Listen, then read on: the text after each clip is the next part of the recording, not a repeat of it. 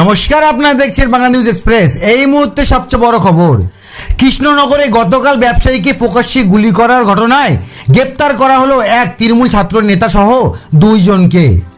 শুক্রবার ভোরে কৃষ্ণনগরে গোয়ারি বাজারে ব্যবসায়ীকে প্রকাশ্যে গুলি করার ঘটনায় মূল 2 অভিযুক্তকে গ্রেপ্তার করল কোতোয়ালি থানার পুলিশ। পুলিশ সূত্রে জানা গিয়েছে, এদিন সন্ধ্যায় কৃষ্ণনগর পিডব্লিউডি মোড় থেকে তাদের গ্রেপ্তার করা হয়েছে। এই দিন সন্ধ্যা হতেই বাসে উঠে উত্তরবঙ্গের দিকে পলানোর চেষ্টা করেছিল অভিযুক্ত সৈকত হালদার ও কুণাল হালদার। শুক্রবার সন্ধ্যায় ফোন লোকেশন ট্যাগ করে গোপন সূত্রে খবর পেয়ে তখন তাদের গ্রেপ্তার করে পুলিশ। এই ধৃত কুণাল হালদার তৃণমূল ছাত্র পরিষদের সদস্য।